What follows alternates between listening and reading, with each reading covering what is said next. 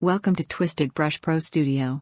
In this tutorial you will learn more about the paper texture feature of TwistedBrush Pro Studio.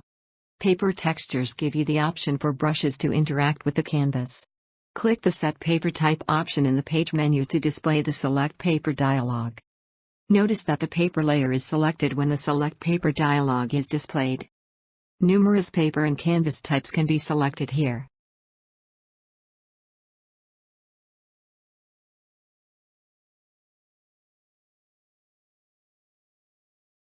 The adherence slider controls how easily the paint sticks to the paper.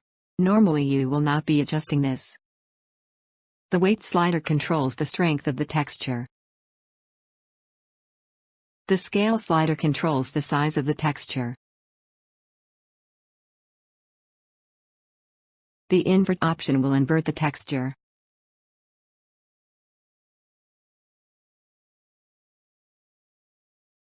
Here we have a list with additional presets. Some options for specific brushes are presented. New user-made presets can be saved here. The Save Preset button will save a custom-made preset to the right column with options. The Delete Preset button will delete any preset from both columns with options.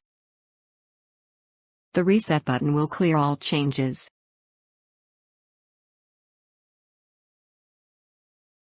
The paper is represented on the page in grayscale. This grayscale color is only shown for purposes of adjusting the settings. Once complete with the setting, the paper and texture will be invisible until painted over. The OK button is clicked when the selection and settings are complete. If you need to further edit the paper texture, you can do this in the special paper layer. For this purpose you can use all brushes, filters and tools available in TwistedBrush Pro Studio. Let's make a few strokes to illustrate this example.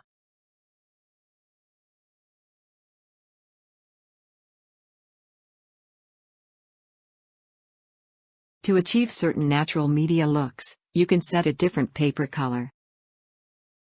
Select the Set Paper Color option from the page menu and choose a color.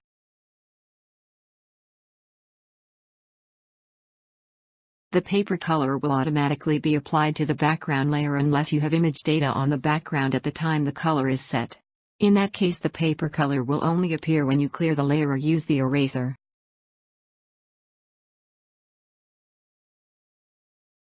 The paper color can also be set with the Fill Layer button on the toolbar. The current color in the color bar will be set as paper color. Let's apply a few strokes.